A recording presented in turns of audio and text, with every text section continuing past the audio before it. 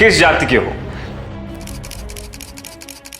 ये वो सवाल है जो कभी ना कभी आपसे जरूर पूछा गया होगा, या हो सकता है कि आपने या आपके घर वालों ने पूछा हो। हमें से कईयों ने इसकी वजह से भेदभाव महसूस किया होगा। लेकिन सवाल यह कि हमारी सोसाइटी में यह सोच आई कहां से?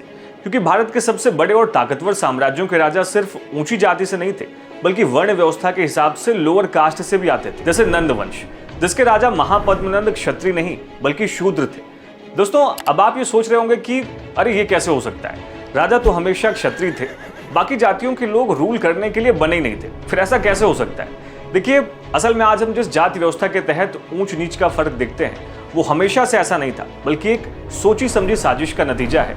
ये सब कुछ ब्रिटिश कॉलोनियल एजुकेशन और उनके डिवाइड एंड रूल पॉलिसी का हिस्सा था।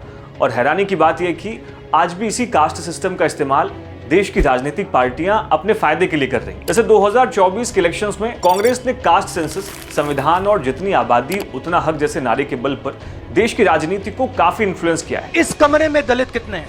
देखिए, ये मजा देखिए। इस कमरे में ओबीसी कितने हैं? हाथ उठा के दिखा दीजिए, देखिए मजा। तो ये सवाल है, हिंदुस्तान के इंस्टीट्यूशंस में ओबीसी कितने, दलित कितने, आदिवासी कितने, ये सवाल हम पूछ रहे हैं। प्रेजेंट टाइम में बहस के ऐसे मुद्दे सोशल जस्टिस, दलितों और पिछड़ों को बराबरी दिए जाने के इर्द गिर्द गढ़े जाते हैं। इसमें इतिहास को इस तरीके से पेश किया जाता है कि हजारों सालों से दलितों और पिछड़ों का बहुत शोषण हुआ है, और भारत जैसे देश में जहां पर इकोनॉमिक डिस्पैरिटी इतनी ज्यादा है, वहां पर यह सच भी लगने लगता है। दोस्तों, ये नैरेटिव ये दिखाते हैं कि राजनीति और समाज में इतिहास का रोल काफी इंपॉर्टेंट है, लेकिन हम कभी भी ऐसे नैरेटिव की सच्चाई जानने की कोशिश नहीं करते। इसलिए आज के इस वीडियो में हम आपको भारत में जाति और समाज को देश में कई हजार सालों के इतिहास से समझाने की कोशिश करेंगे। तो आइए इसको शुरू करते हैं। ब्रिटिश इतिहासकार जेम्स मिल ने अपनी किताब हिस्ट्री ऑफ ब्रिटिश इंडिया में लिखा था कि सिकंदर के टाइम के ग्रीक राइटर्स के लेखों से पता चलता है कि भारतीय समाज जैसा सिकंदर के टाइम में था, वैसा ही 2000 साल बाद अंग्रेजों के आने तक भी बना रहा। दोस्तों, अब आप ही सोचिए, क्या कोई भी समाज हजारों सालों तक बिना किसी चेंज के टिक सकता था? दोस्तों, ये अंग्रेजों की सबसे बड़ी स्कैम थ्योरी थी। उन्होंने कहा कि जाति इस देश की फिक्स्ड आइडेंटिटी है और भारत एक अनचेंजिंग सोसाइटी। और ये नैरेटिव इसलिए सेट किया गया ताकि वो अपने रूल को जस्टिफाई कर सके कि देखो, ये लोग खुद नहीं बदलते, हमें कुछ करना पड़ेगा। फिर यही से थ्योरी एजुकेशन सिस्टम में घुसी और हमारे कई रिफॉर्मर्स ने इसको सच मान लिया। इसलिए आज भी जाति पर होने वाली बहसों में वही ब्रिटिश माइंडसेट झलकता रहता है। हमें लगता है कि जाति हमेशा से समाज की फिक्स्ड सच्चाई थी, जबकि असल में इतिहास बहुत ज्यादा डायनेमिक था। लेकिन अब सवाल यह कि क्या हम इस नैरेटिव से बाहर आ सकते हैं? दोस्तों, कास्ट सिस्टम इंडियन सोसाइटी की नींव है। अंग्रेजों ने इसी सोच पर नीतियां बनाई। 1871 की जनगणना में इसको सरकारी पहचान भी मिल गई, जिसके बाद जातियां अपनी संख्या और स्टेटस को लेकर के और सजग हो गई। और फिर ब्रिटिश सरकार ने जाति को सरकारी नौकरियों से जोड़ दिया।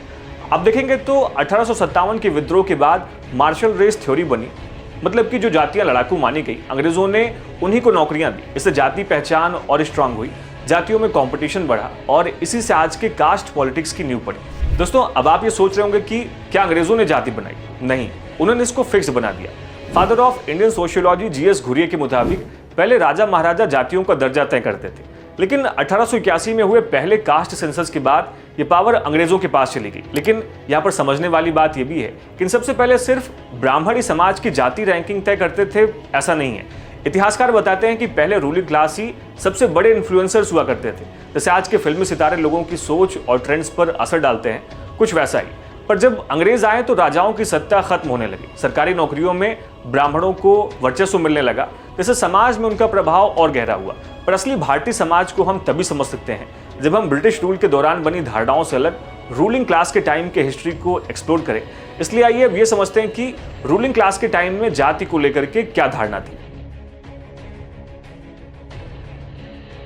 दोस्तों, भारत का समाज सिर्फ शोषण और समानता पर टिका था, यह धारणा बहुत आम। मनुस्मृति जैसे ग्रंथों के आधार पर ऐसे नैरेटिव्स को फ्यूल किया गया, लेकिन इतिहास इससे कहीं ज्यादा कॉम्प्लेक्स है। और जैसा कि हमने नंद वंश के एग्जाम्पल से समझा भी कि राजा सिर्फ ऊंची जाति से नहीं थे। ऐसे 7वीं सदी में चीनी यात्री वेनसांग ने लिखा था कि सिंध और मतिपुर के राजा शूद्र जाति से थे। दक्षिण में विजयनगर साम्राज्य, जो मध्यकालीन भारत का सबसे शक्तिशाली राज्य था, इसका प्रशासन जिन नायकों के हाथ में था वो भी शूद्र ही थे। ऐसे मराठा शासन प्रणाली में भी अलग अलग जाति के लोग शामिल थे। जैसे एक चरवाहा जाति से आने वाले यशवंतराव होलकर और एक साधारण किसान परिवार से आए महाजी शिंदे भारत के सबसे बड़े किंग मेकर्स बन गए। सोचिए, अगर सत्ता सिर्फ ऊंची जाति के हाथों में होती तो क्या यह संभव हो पाता? दोस्तों, आपको इन विषयों पर और भी राइटिंग्स मिल जाएंगी, लेकिन अगर आपको और गहराई में जाना है तो आपको सिंथिया टैलबोट की book pre colonial India in practice जरूर पढ़नी चाहिए। इसमें उन्होंने आंध्र प्रदेश के ऐतिहासिक शिलालेखों का विश्लेषण किया है और इसमें कई चौंकाने वाली बातें सामने आई हैं। जैसे मध्यकालीन भारत में जाति उतनी सख्त नहीं थी जितना कि बाद में बताया गया। साथ ही अगर जाति समाज की सबसे बड़ी पहचान होती तो शिलालेखों में हर जगह जाति का जिक्र जरूर होता, लेकिन ऐसा वहां पर नहीं था। ज्यादातर लोग जाति के बजाय अपने कुल को अपनी पहचान के रूप में लिखते थे। जैसे सिंथिया टैलबोट ने अपनी बुक में 7 प्रमुख सामाजिक कैटेगरीज बताई हैं, जैसे आप स्क्रीन पर देख भी सकते हैं। साथ ही यहाँ के कई शूद्र राजाओं ने खुद को गर्व से भगवान विष्णु के चरणों से उत्पन्न बताया।